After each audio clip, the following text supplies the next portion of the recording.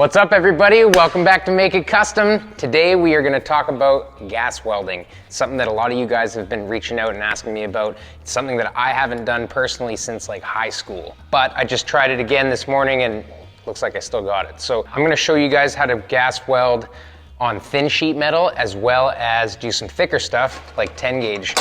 The beautiful thing about gas welding and torch setups is that it's kind of like a one tool does all. If I was stuck on a desert island and I could only have one tool, I would leave the welder at home, I would leave the plasma cutter at home, I would have just a torch setup because you can gas weld, you can cut, you can loosen broken bolts, you can do all kinds of things with torches. And I'm gonna get into some other stuff later on about, oxy-fuel cutting and the different tricks that you can use a torch setup for, but this specifically is going to be all about gas welding. So let's get into it. What I'm using right now, this is a 2-aught tip. Every torch manufacturer has a different way of sizing their tips. This is the second smallest tip. I would be using the smallest tip, but I don't know what happened to it. I came out this morning and it's gone. So I'm using a 2-aught tip. 2-aught, when I say aught, it's just a zero. So there's single zero, double zero, triple zero. There's, torch tip sizes, 1, 2, 3. They go up from triple zero is the smallest, then double zero, then single zero, then 1, then 2, then 3, and so on. So a very small torch tip with a very small flame is what we want for doing sheet metal. We're gonna do sheet metal first. I'm gonna show you fusion welding, where you don't use any filler wire. And then I'm also gonna show you filler wire welding on 18 gauge steel sheet metal. For metric guys, I believe that's 1 millimeter.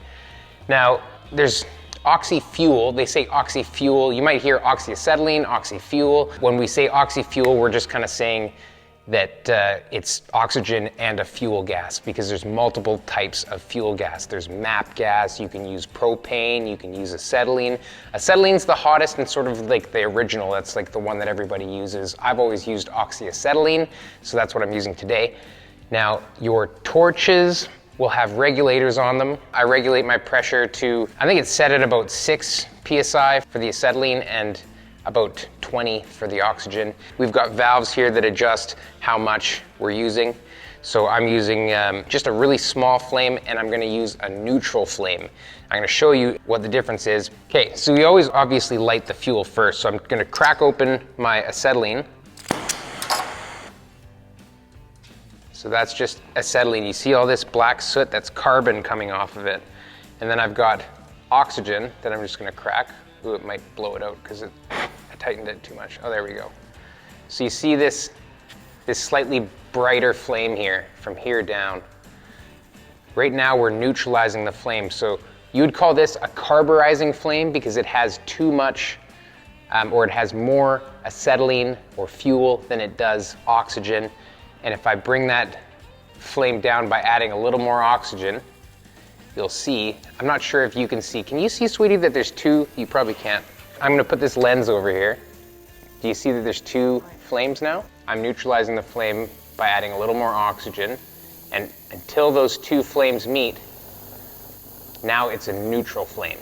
If I add more oxygen, listen, that's a oxidizing flame. It's a little bit too hot.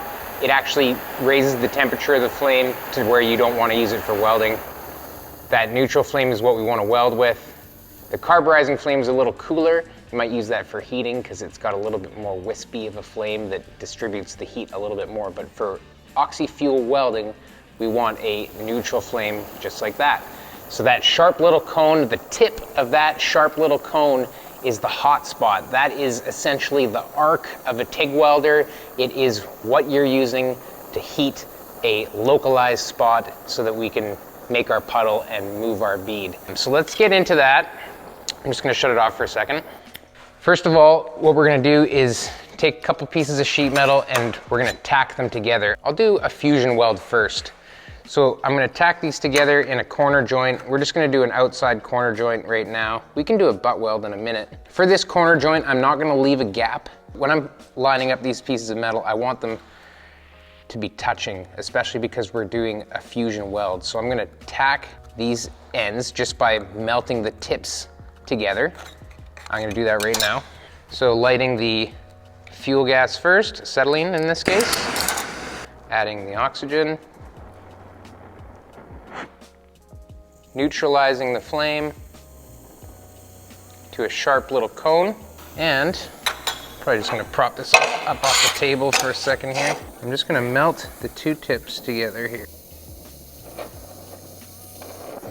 And we are tacked. That's one side, we get the other side now. Just letting them overlap just a touch. There we go. So now we're tacked. Got the tips melted together here, like that. So when I'm fusion welding an outside corner like this, I'm just gonna make my puddle and then just slowly kind of push my puddle along. I want my flame to be angled in the direction of travel, so I'm gonna travel this way.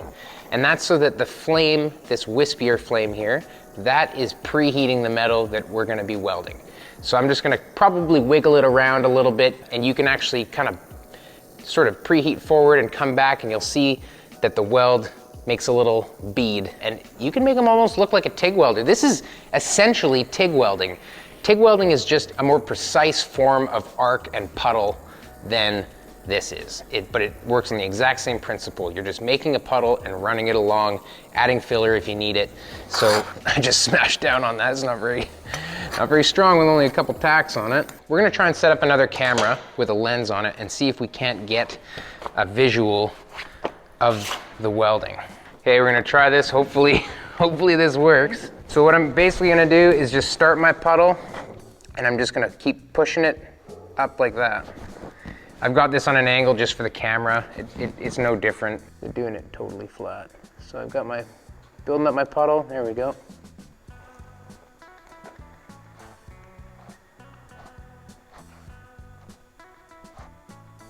As soon as my puddle makes the weld bead, I'm moving out of the way because you don't want to dwell on it too long. Those little sparks you're seeing is mil scale. If you've ever heated anything up with a torch, you'll know that impurities come to the surface. There we go. Shut my torch off. It's probably super hot. I was just about thinking about grabbing it. You know what would have helped a lot with this whole camera setup here is if I turned that on.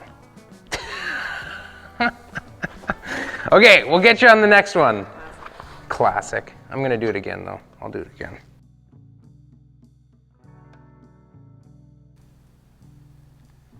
So we got nice even heat distribution. We didn't dwell on anything too long. Got a nice tidy little weld in there. So that's just with fusion. Now, let's do one where we add filler. And do the same weld joint. I'm gonna remember to turn my camera on so that you guys can see it. And we are gonna use, this is just ER70S2. It's the most common TIG welding filler wire, basically. That's what we're using. This is 040 wire. You can use, I mean, if you talk to old guys, they use coat hangers, baling wire, like whatever. You can literally almost use whatever. If a magnet sticks to it, you could probably weld with it. This is obviously a much cleaner, nicer rod than coat hanger, but we're privileged in this era, so we're using what we got. So 040 is what I use for TIG welding all the time for sheet metal. It's closest to the thickness of the actual metal. That's usually the rule of thumb, is that whatever thickness your material is kind of the thickness of filler wire that's best suited for it. If you use too thick of a wire, then it takes too much heat to melt your actual wire, and then it'll put way too much heat into your material. That's why you want the same size filler wire as your material. Before I started buying this 040 wire, I would just use the 035 wire out of my MIG welder and just kind of bend it straight and use it for TIG welding. I did that for years. The fit up for doing a one that you're gonna add a little bit of filler into, you can have a tiny bit of a gap if you want. The last one I tacked together for fusion, I did overlap the pieces just a little bit, and that was just so that I had material to melt in there. I'm probably just gonna stick these right side by side, touching on corner edges, so that I've got almost like a V-groove or an open root outside corner joint, so that I have a little bit of room to add my filler wire. If you've got an oxy-acetylene setup, I highly suggest trying this because it's pretty cool. If you don't have a TIG welder, this is the old school TIG. Okay, I'm neutralizing my flame. I'm trying to make it pretty small because this tip is a little bit bigger than what I would normally want to use. Like I said, this is the second smallest tip. You can get one that's a little bit smaller. That's the flame I want. Okay, I'm sitting here, my legs are touching 100 clamps. Like, why am I not clamping stuff together?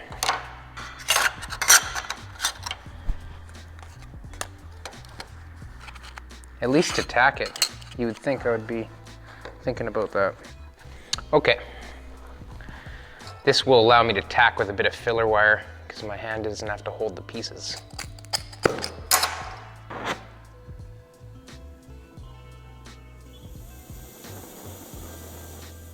Just dialing that flame down. We're neutral. Okay, I'm going in for my tack. Just heating them up so that they're melted. Add a little bit of filler wire. It pops like that because of that mill scale. We're gonna do another one right here. There we go. Give you a little shot of that. Just melted a little bit of filler wire onto there. So this is Oxy fuel welding with 040 filler wire. Make our puddle.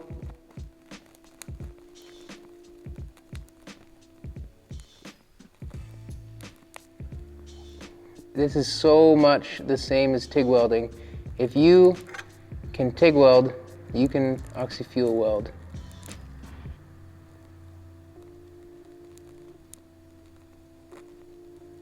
And vice versa. If you can oxy fuel weld, you can certainly TIG weld. In fact, if you learn how to oxy fuel weld first and then try TIG welding, you'll instantly be amazing at it.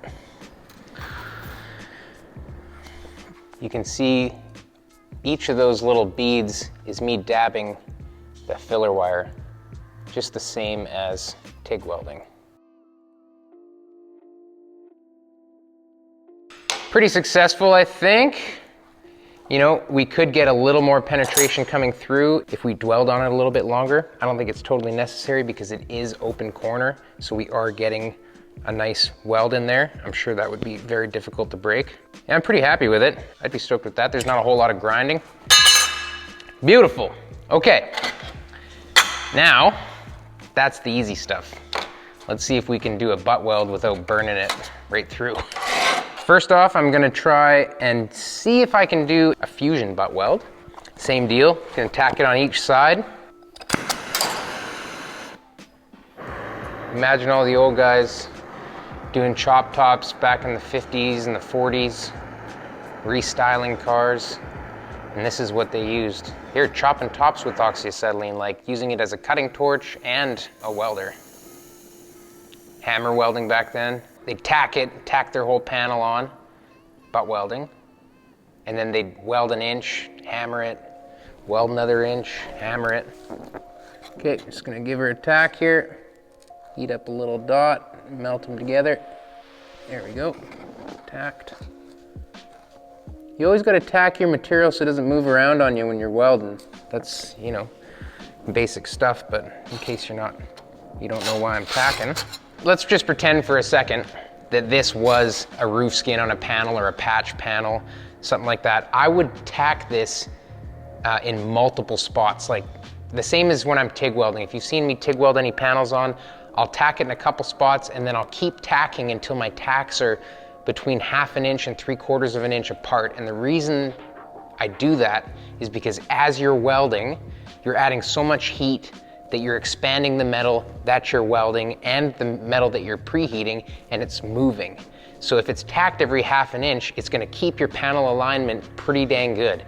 But if you were tacked every 2 inches, 2 inches is enough room for your panel in front of your weld to start doing that. That's something you don't want. So let's just do a little fusion weld here. This is great practice. It should be the first thing that you try if you're gonna try this stuff. Fusion welding, you're just making a little puddle and just moving it along. I'm holding the tip of that cone. You see how this thing is lifting up right now?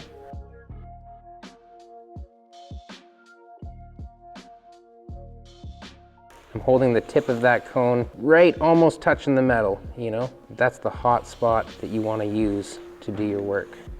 But that heat that I'm talking about is exactly what's lifting this panel right now.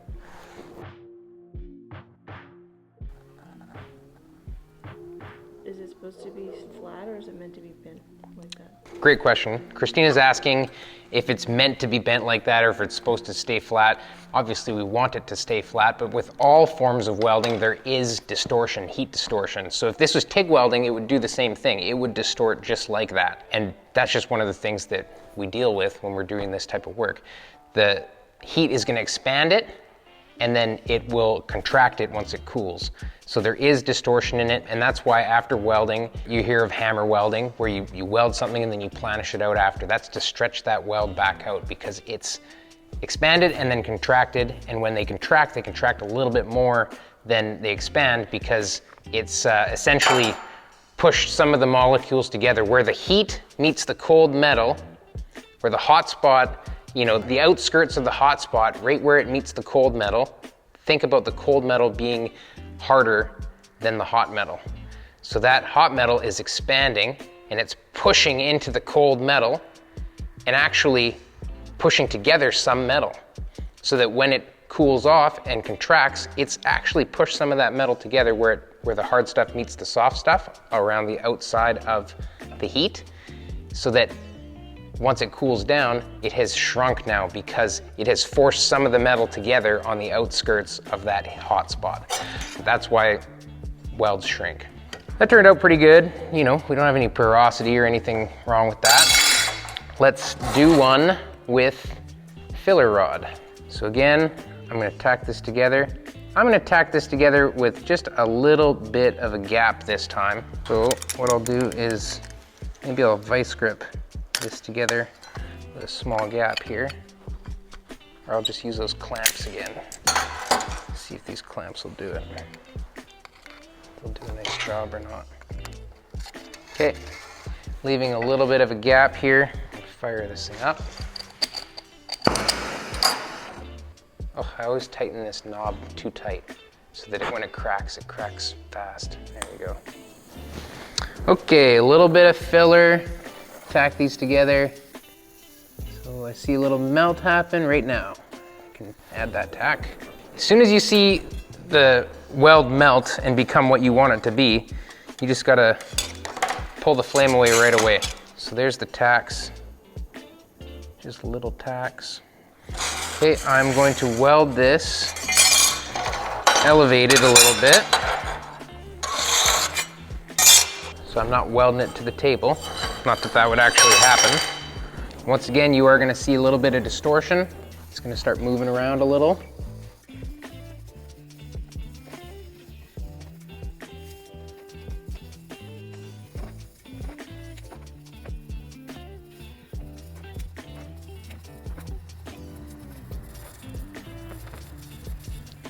I mean, guys, gas welded frames on cars, not just sheet metal. You can gas weld anything with a big enough flame. So I see the little keyhole happen, and then I just fill it with weld. So that's 18 gauge with ER70S2 filler wire. That is sheet metal, gas welding, 18 gauge with and without filler. Hopefully that gives you a pretty good idea of you know, how simple it is to gas weld. And it just takes practice. Like, if you're gonna burn holes in it, you're gonna do all kinds of stuff, but if you just kind of pay attention to your flame size and your fitment, then you're gonna be okay. You're gonna be able to figure this out for sure. When I was in welding school, I took it quite early. I actually took it in grade 11. We had a program, it's called the partnership program, where I got to take off the last half of my grade 11 and the first half of my grade 12 and just go to welding school, like college welding school. So that's what I did, and they paid for it. As long as my grades were good enough, that's what happened. So at a young age, I was, you know, pretty ignorant, and I was thinking, like, why am I even learning gas welding? Like, nobody uses it anymore. I'm gonna go weld with MIG like everybody else. I'm gonna go, you know, do flux core welding or stick welding. Like, why are we learning gas welding. At the time, I even fought my teacher on it. I was like, why do you got me gas welding? And he said that it's the fundamentals of welding and you're learning things by getting good at gas welding that will apply to all other forms of welding. And he's right, because you're kind of slow, and it's a little bit slowed down. Like, you could TIG weld a lot faster than you could gas weld for the most part.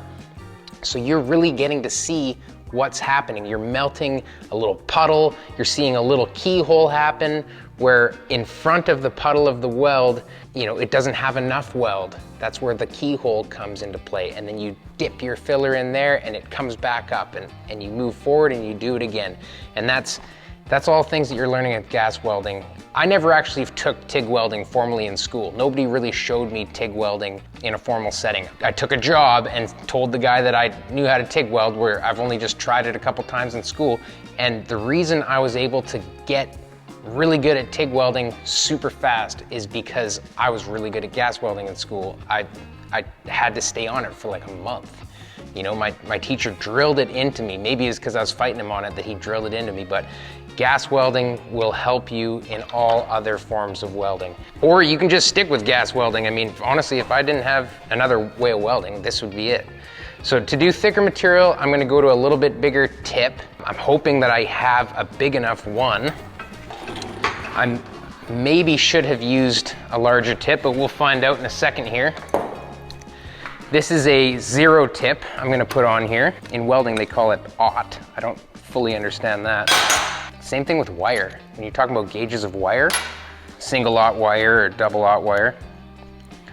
So this just has a 0. It's a 0, so it's an aught tip. It ought to be 0. It ought to be 0 so that we don't. That's a good one, Christina. Buzzing. Okay. Same thing as before, we are going to do a fusion weld, and then we're gonna do a filler wire weld. I sit down here to weld, and I keep looking at my foot to find the pedal for the TIG welder. This is not a TIG welder. It feels like I'm TIG welding though. Okay, glasses on, torch light. Woo. Slow down, big rig. Okay, so we got a little bit bigger flame now. Let's fuse this guy together. Just using scrap pieces from the plasma cutter. Might use a little filler to tack it, just because it didn't really want to fuse for me.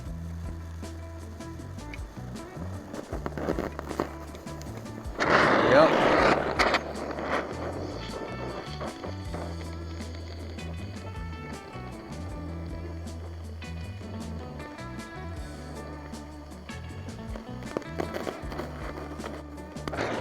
Okay, all right.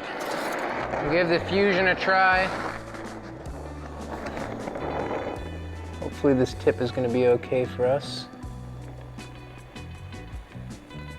I think it should be.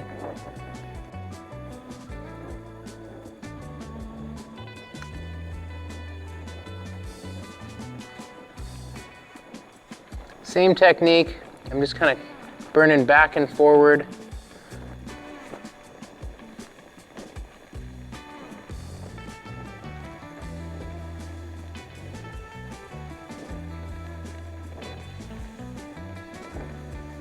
Just manipulating the puddle a little bit.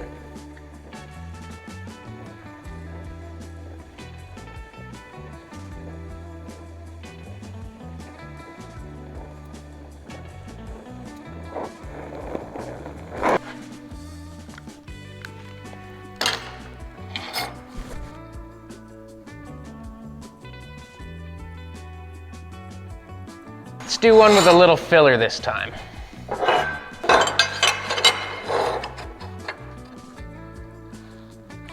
So this is called a open root corner joint.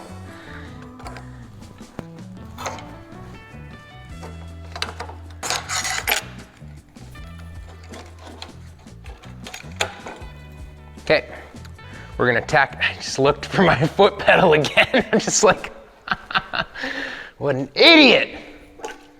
Okay, This is kind of fun. Maybe I should just give up TIG welding. Just weld everything like this. Need cooler glasses though. Need those bug eye glasses like my teacher used to have. I bet there's so many people watching this right now that like totally remember doing tons of gas welding back in the day. Make this a nice hot flame. If I had #1 tip, I may have decided to use it on what we're doing right now. Just because this tip's, I think it's a little bit small for 10 gauge. So I've got it kind of jacked up. Okay, got my 1/8 filler wire here. Using 1/8 because it's closest to the material size, like I said earlier, 10 gauge, right?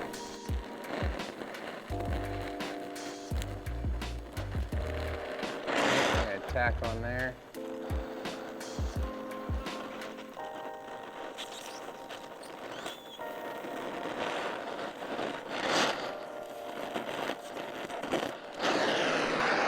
Hey, here we go.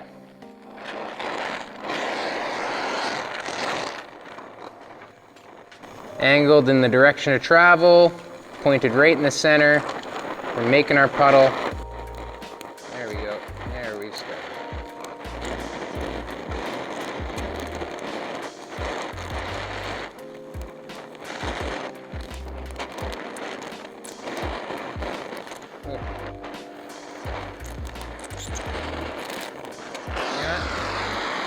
This filler wire is taking a little bit too much heat. I'm gonna try it with a smaller filler wire and get our puddle going.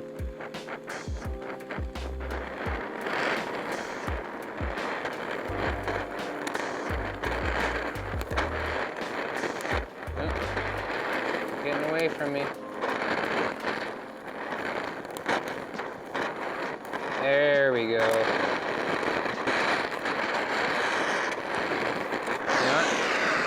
I think there's a little too much pressure happening. It's kind of blowing our puddle around a little bit. So I did turn the torch down. I just turned the torch down a little. We can take it a little bit slower. Maybe it won't blow the puddle too much. Now I'm sure there's somebody in the audience that knows a little more than I do, or this is a little fresher in their mind. What tip would you run for doing 10 gauge? Would you run a aught tip, or would you run a #1? I think those are the two that I would choose between, but let me know what you think. I'd appreciate it. I'm always learning. I learned tons of stuff in the comments. So that was a little bit chunky. Let's look at this weld for a second here, and I will try and explain what I see as problems. I see that in the beginning, it looked a little bit cold, like that's why I switched my filler wires, because every time I dipped my filler wire, it cooled the weld down. You can see it's a little bit, it looks a little bit cold to me where the lips or the legs of the weld touch there. They look a little bit cold. I was having a little bit of trouble in the beginning here. You can see when I switched filler wire and turned down the heat, that's another thing, is that I had a lot of oxygen pressure and you could hear it in the tip kind of going, and it was blowing. You could see it blowing the weld away from the center of the puddle rather than letting the weld be in the center of the puddle. So this, we kind of got a handle on it. Here is not so good. So that's actually good that that happened, so that we could kind of talk about that a little bit. But this is not too bad. I would have liked to have a little bit larger tip so that it was a hotter flame without using so much pressure with the oxygen. I think that would have solved it. That's why I think I would have gone with a #1 tip rather than an aught tip. But we're all just learning, so I think I'm gonna stop it there. I think it's a pretty good overview anyway. Hopefully you guys learned something about gas welding. Please give it a try. Like, if you wanna get into a torch, I'm pretty sure, you know, under 500 bucks, you'd be able to get the whole torch, set up the kit, and rent a couple bottles, and just keep an eye on Marketplace or Craigslist for used ones too. I always do that. You know, I've seen complete welding setups with bottles ready to go for 200 bucks. So that's a wicked way to just get your foot in the door and practice this stuff. There's a lot of great stuff on YouTube as well. I looked up a couple of videos myself. Weld.com, they've got some videos on this if you want to learn more as well. Thanks everybody for watching Make It Kustom. Don't forget to like, click subscribe, hit notifications. It really helps me out. If you got something to say, throw it in the comments. I always check through there. Please let me know if you think that my tip size was right or wrong, and anything that I could have got right or wrong, or more information I could add to a future video. I'd appreciate it a lot. I'd really like to let you guys know about my jack stands real quick. Segue, sideways, changing the subject. The last video, a lot of people asked about the jack stands on the wall. So Christina and I are gonna walk over here for a second. When we were working on the Zephyr in the last video, in the background, people could see my jack stands and they asked, well, how are those hanging on the wall? These are just hanging on chunks of angle iron. I've got a strip of angle iron on a piece of wood here. And the wood's just, you know, studded into the wall. And these hangers, that's all it is. You just chuck the jack stand like that. Keeps the jack stands from, you know, taking up your floor space. Really easy to make if you want to make them yourself. There's a couple of people that actually make jack stand holders as well that you can buy. I think TMR or something like that does them. But my friend, who you've probably seen on a past video, Elio, I call him Pepperoni. His Instagram is Life with a Pepperoni. And if you message him, he's got a wicked plasma table and he does all kinds of cool stuff. He's building an old Corolla drift car right now, but he actually makes jack stand holders. I think those are some right there. Oh, grinder holder and jack stand holders. Life with a Pepperoni, hit him up if you need some of those. Give him a like and a follow on there as well. Once again, thanks a lot, everybody. Really appreciate you guys. I am gonna chip away at the Zephyr. We're gonna work on Christina's car too. That is kind of my main focus. So I'm thinking one day a week, Fridays probably, I'll pick away at the Zephyr chop, and then we'll split up our time mainly between the Roadster and Christina's car moving forward. Hopefully we get some progress before the summertime hits. So everybody have a great week. Thanks a lot. We'll see you later.